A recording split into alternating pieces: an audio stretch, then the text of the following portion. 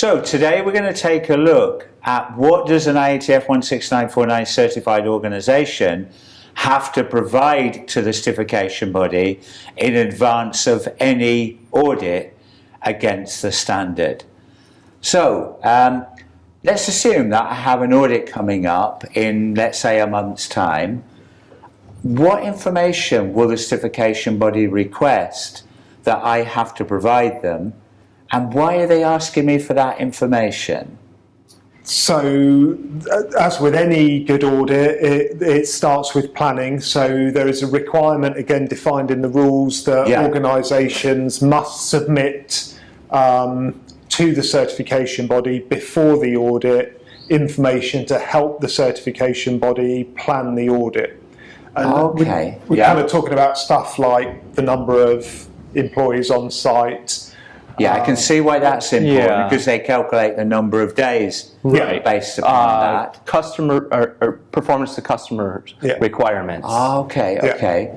Yeah, because I can see again how that would be important, that the auditor would prioritise if I've had a problem with a particular customer. What other types of data do I have to provide? Things like kind of the results of internal audits, notification about any changes, so you might have new customers. Or customer status changes. Right, okay. So I see then that I have to assemble this data and send it to my auditor. What does the auditor do with all of this information that I send them?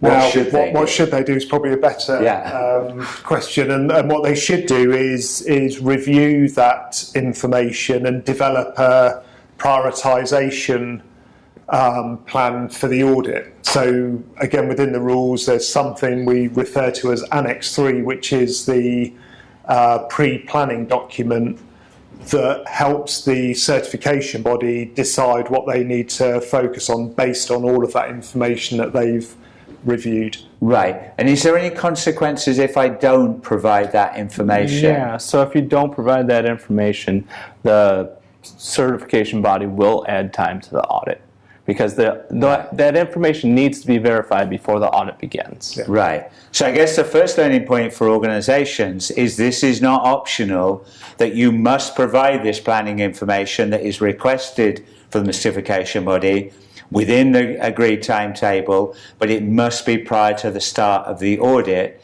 If that isn't provided, then that, I believe, can actually result in the decertification process being instigated. Now, another area of confusion is I've provided all that planning information, but then I see on the beginning of the audit is a 1 hour verification of changes meeting. So what is that not a duplication of what they've already looked at? What's the purpose of that 1 hour? Well, so that the purpose of that 1 hour is to make sure that there were no changes in between the time that the information was submitted, which can be up to 3 months before the audit. Right.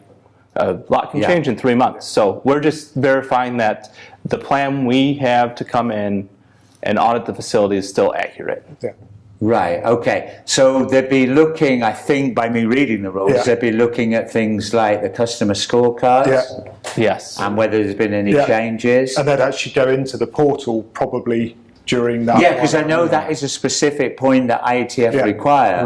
That where there is online portals, that the auditor goes into that portal. So viewers, make sure you have access ready for the auditors to get into the customer portals. But it's important to stress that that 1 hour meeting to look at verification of data and changes, that's not part of the audit. That's something that happens before. Right, okay. And I guess the whole standard is based upon the process approach, including risk-based thinking. So I understand the reason for all this information and planning is so the auditor uses their time effectively. Would that be a fair way to summarize it, I guess? That they're not asking this information for the sake of it, it's to plan an effective process-based audit. So thank you for your input today. Absolutely.